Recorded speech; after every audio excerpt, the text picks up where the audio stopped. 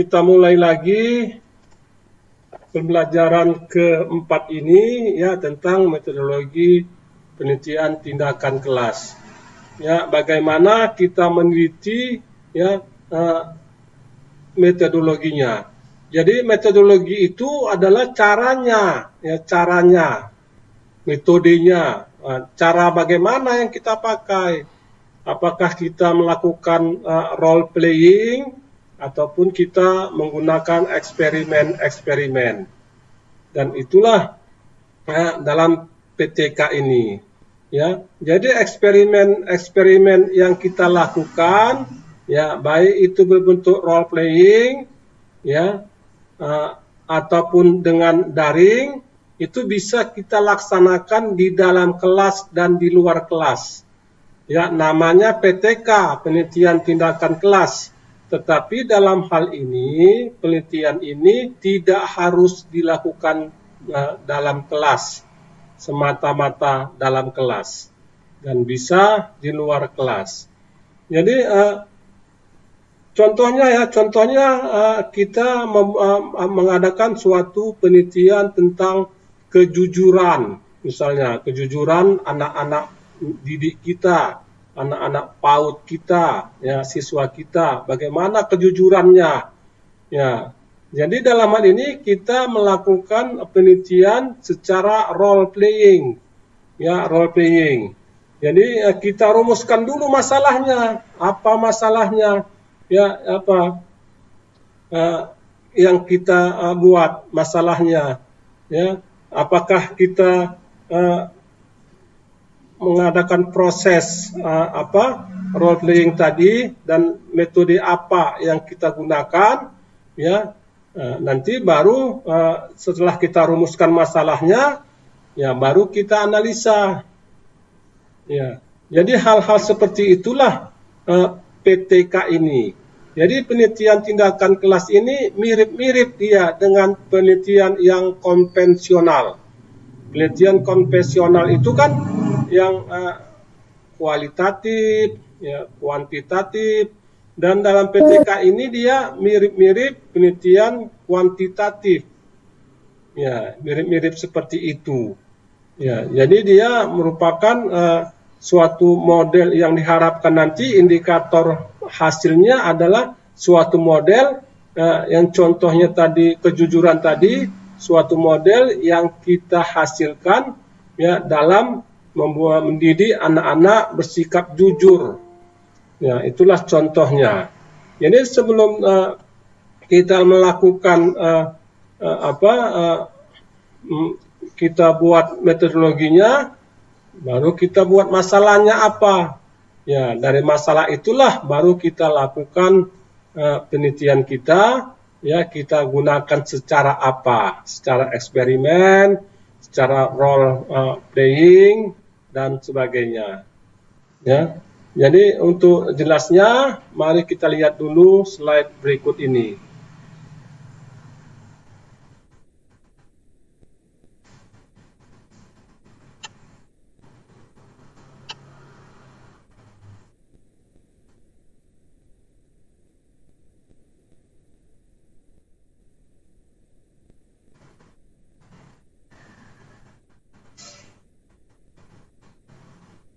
Ya, kelihatan? Apakah kelihatan? Iya, kelihatan, Pak. Ya, itulah. Nah, ini contohnya bagaimana kita menerapkan metodologi penelitian tindakan kelas. Jadi ini ada contohnya, ya. Contohnya ini adalah bagaimana upaya meningkatkan pembiasaan berbicara sopan santun dengan metodologi role playing pada mata pelajaran PKN kelas 5. Ya, ini contohnya ya. Kita kan bukan PGSD, kita kan PAUD ya, kelas 5. Ya, ini contohnya saja. Ya. Jadi bagaimana siswa berbicara tidak sepantasnya.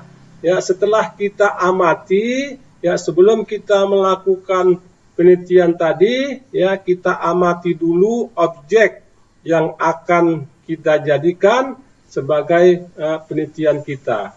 Ya, dan objek itu kita teliti, kita analisa apa yang terjadi. Ya, dalam hal ini setelah objeknya tadi dianalisa, ya, maka ditarik kesimpulan bahwa siswa berbicara tidak sepantasnya. Kemudian siswa kurang memahami arti dari berbicara. Ya, siswa tidak menghargai orang di sekitarnya. Ya, siswa kurang berminat terhadap mata pelajaran PKN. Ya, sikap perilaku guru yang kurang harmonis antara seprofesi. Jadi ini masalahnya ini, ya, setelah diidentifikasi inilah masalahnya. Ya. Sudah kita identifikasi, ya, di objek, ya, tempat kita penelitian, maka kita temukan masalah-masalah 5 ini, ya. Inilah yang terjadi. Ya, kemudian kita menggunakan metodenya dengan menggunakan pembelajaran role playing, ya. Boleh dengan role playing, kemudian dengan permainan drama yang tidak membosankan. Kemudian dengan menggunakan bahasa komunikasi yang bisa dimengerti oleh anak-anak. Ya. Jadi disinilah letaknya metodologi tadi, dengan cara apa kita melakukan penelitian tadi. Ya. Dengan metodologi ini, dan dalam hal ini kita memilih salah satu ataupun ketiga-tiganya juga bisa. Ya, kita juga mengadakan pembelajaran role playing, kita mengadakan permainan drama, ya, kemudian kita komunikasi dengan objek penelitian kita. Dalam hal ini adalah anak-anak PAUD tersebut. Ya.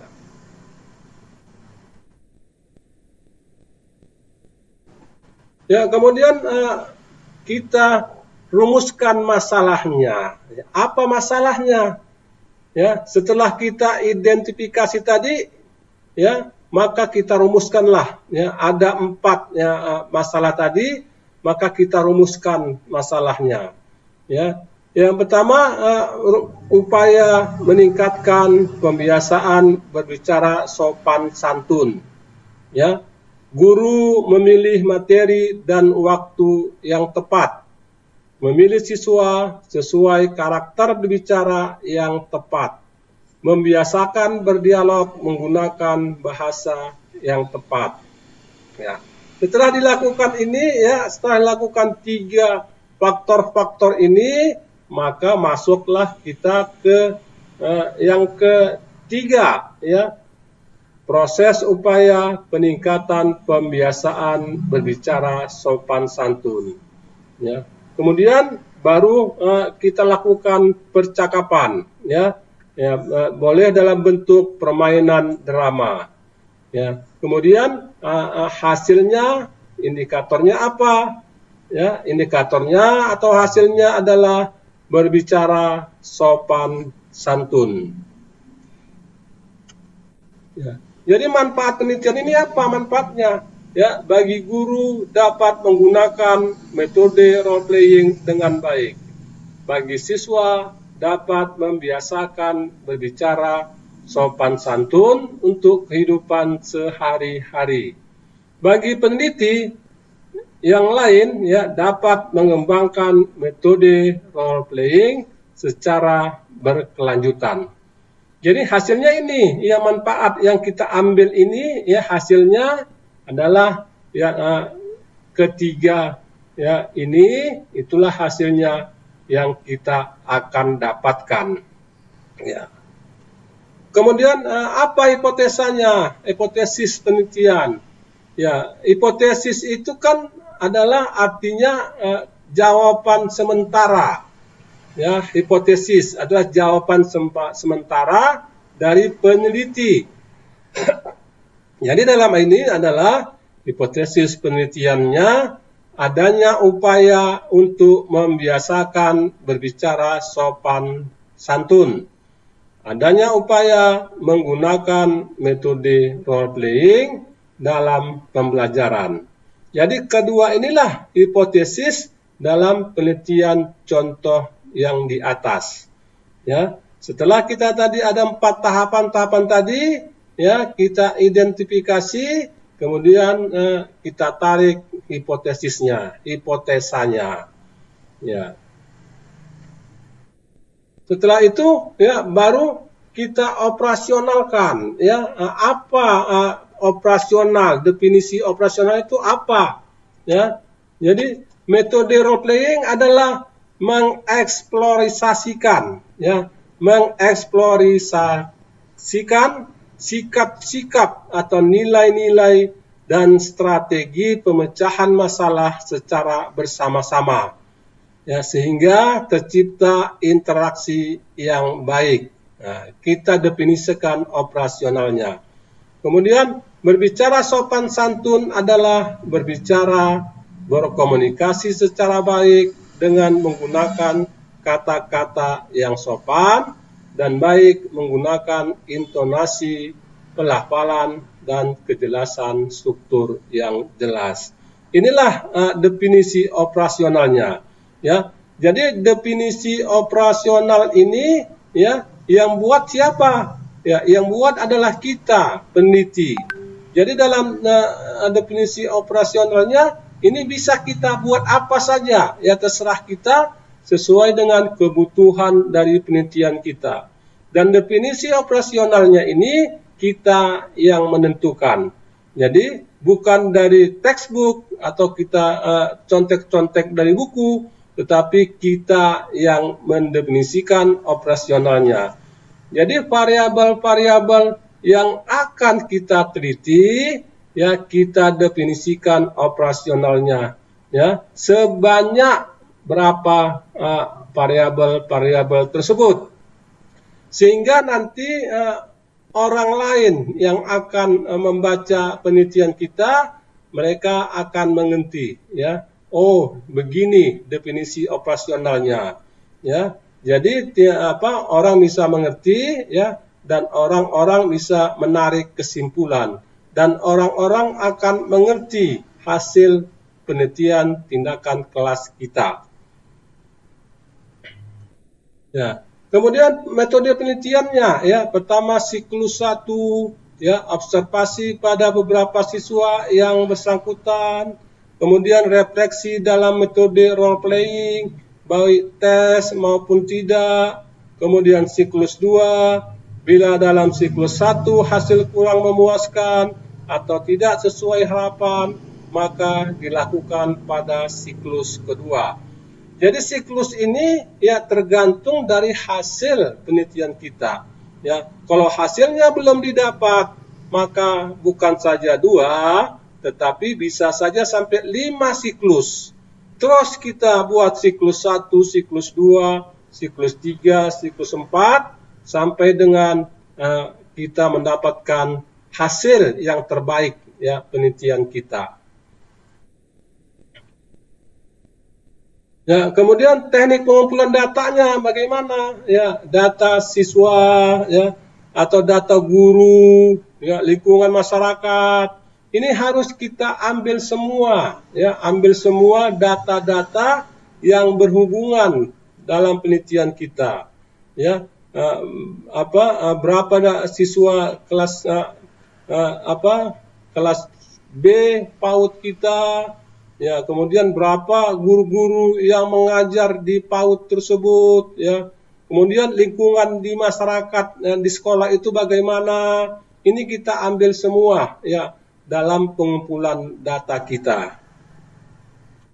Ya. Kemudian teknik analisisnya, ya, bagaimana, ya, tesnya kita pakai tes atau non tes, ya, untuk mendapatkan hasil tadi. Kita melakukan, ya, analisis datanya dengan teknik, ya, kita tes dulu satu-satu, ya, ataupun dengan wawancara, ya, dengan face to face dengan murid, ya, kita ambil semua data-datanya, ya, untuk nantinya bagaimana menganalisis data tersebut. Ya, itulah bagaimana kita membuat suatu penelitian, ya, bagaimana kita membuat suatu penelitian, ya, contohnya tadi bagaimana kita membuat berapa siklus, ya, yang harus kita lakukan, dan bagaimana kita membuat metodologinya, alur-alurnya, ya, melibatkan siapa-siapa saja. Ya, itulah materi kita kali ini. Ya, mari kita berdiskusi. Ya, silakan yang ingin bertanya. Si Nius dulu, Nius. Ayo Nius, nanya dulu Nius. Iya, tanya dulu.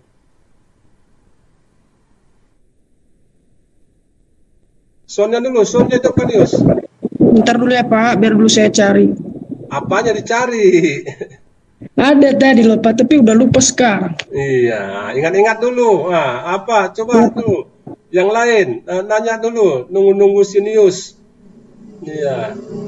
Malda, nanya Malda. Ayo nanya. Si Ade Trinita. Ya, ayo nanya dulu. Kalau enggak saya nanya, ya, menurut Ade, ya, berapa siklus kita dalam mengadakan penelitian? Tergantung Pak, kalau bisa seperti yang di pelajaran tadi bisa sampai 5 siklus. Sampai tercapai nanti penelitian itu Pak. Iya, itu dia ya jawabannya ya. Jadi jumlah siklusnya itu, ya, berapa siklus? Ya, kalau menurut si Ade sampai ada hasilnya, ya, sampai ada hasilnya. Ya, jadi kita nggak bisa 2 siklus sudah selesai, ya, tidak begitu, ya, sampai habis siklusnya. Ya, ayo. Ya Pak. Ya, kalau menurut Ayu sebaiknya itu kita melakukan penelitian, ya, di dalam kelas apa di luar kelas? Menurut saya Pak, bisa juga di dalam kelas, bisa juga di luar kelas. Mana bagusnya aja Pak. Yang penting iya. dibutuhkan itu nanti hasilnya Pak, hasil penelitiannya. Iya, 100 untuk si Ayu. Ya, begitu ya. Jadi ya harus kita jangan kita terpaku kepada bagaimana kita, ya, namanya penelitian tindakan kelas, berarti penelitian ini harus dalam kelas. Ya, tidak juga. Ya. Jadi menurut kamu Yustito, ya, siapa saja yang dilibatkan dalam penelitian kita?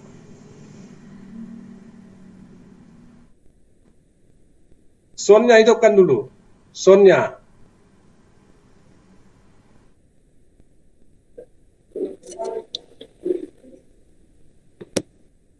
Iya, ayo.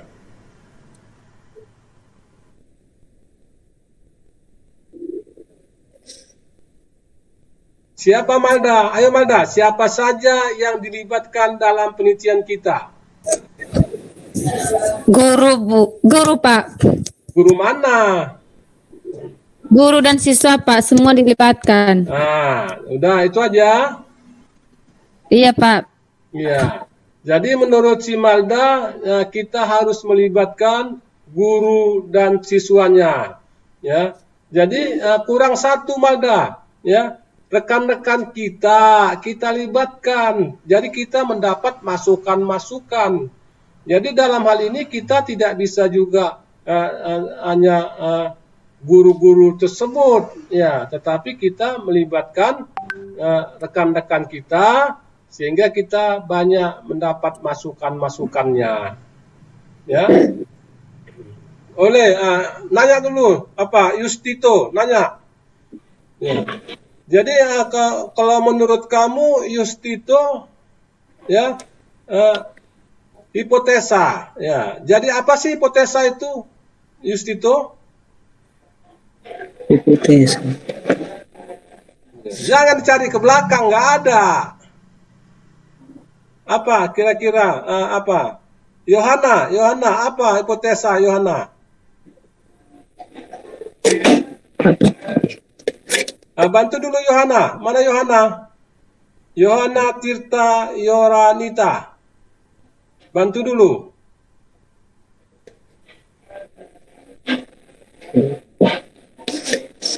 Atau bantu dulu Yohana.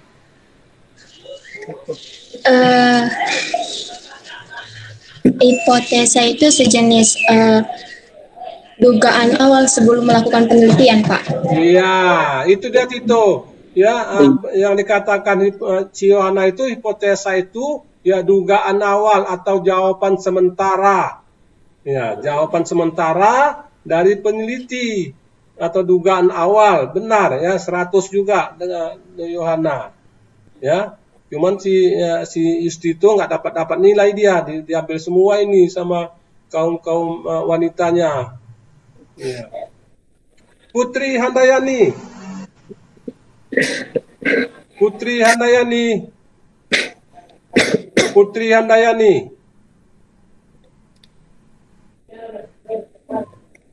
Iya, udah hilang lagi si Putri Handayani, ya kan? Nurmila, coba dibuka semua ininya. Ya, dibuka semua. Ya. Murni.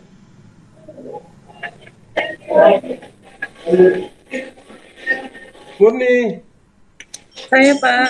Iya.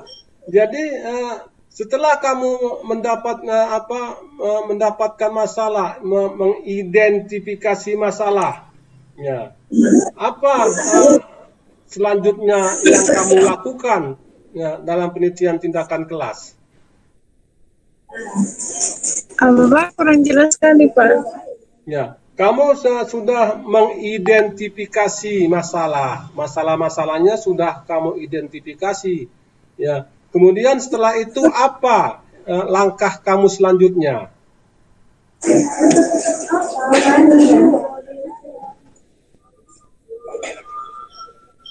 Jadi dalam hal ini setelah kita dapat mengidentifikasi masalahnya, baru kita tentukan ya bagaimana metodologinya, ya bagaimana proses persiapannya, ya apa yang kita lakukan, ya apakah kita dengan bermain drama atau kita membuat role playing, ya dari situlah kita sesudah kita identifikasi, kita rumuskan masalahnya, barulah kita tindak lanjut ya apa yang akan kita lakukan.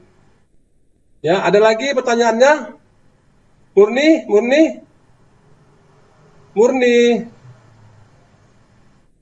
Buka soundnya Murni. Iya, Pak. Maaf, Pak. Saya lagi di tempat kerja, Pak. Oh, ya udah, tempat kerja. Ada lagi yang ingin tanyakan? Ya. Saya tadi Pak Nisman Halau. Ya. Saya Nisman Halau, Pak. Iya, Nisman. Iya, ayo Nisman. Apa kira-kira Nisman? Nah, yang menjadi pertanyaan saya itu Pak di bagian upaya meningkatkan pembiasaan berbicara sopan santun, Pak. Nah kan di sini kan Pak dikatakan upaya seorang guru untuk meningkatkan pembiasaan berbicara sopan santun anak. Nah, yang menjadi pertanyaan saya itu Pak di bagian nomor 2-nya, yang dimana dikatakan di sana memilih siswa sesuai karakter berbicara yang tepat. Maksudnya itu Pak, yang kayak mana ya? Kan yang dikatakan dari atas itu upaya meningkatkan, jadi kan upaya seorang guru. Tapi kenapa di nomor 2 itu memilih siswa sesuai karakter berbicara yang tepat? Itu ya, aja, Pak. jadi dalam hal ini kita yang pertama itu kan upaya meningkatkan berbicara dari siswa. Ya, jadi kita kan ingin melihat ya tujuan kita kan mengupayakan meningkatkan pembicaraannya. Kemudian kita carilah siswa-siswa. Ya, kita telitilah beberapa orang siswa. Ya, coba dulu ngomong dulu kamu dengan sopan santun. Nah, itulah dia yang dimaksud dalam teori tersebut. Ya, jadi bagaimana kita di lain pihak membuat suatu pembelajaran. Ya, contohnya ya, kemudian tujuan kita sama dengan apa tadi, pembelajaran tadi, ya, tujuan kita tadi yang sudah kita identifikasi tadi, dan kita ambillah ya beberapa orang siswa untuk berbicara dengan sopan santun. Ya, barulah ya kita catat bagaimana satu siswa, dua siswa dan seterusnya. Ya, sampai kita mendapatkan suatu ya masalah, ya kita analisislah nanti ya data-data yang kita dapatkan. Ya, oke, terima kasih anak bapak semua. Ya, sekian ya pembelajaran keempat ini, sampai jumpa pembelajaran kelima. Kita tutup. Ya, selamat siang semua anak-anak bapak. Siap, Pak. Ya, assalamualaikum warahmatullahi taala wabarakatuh. Waalaikumsalam warahmatullahi wabarakatuh.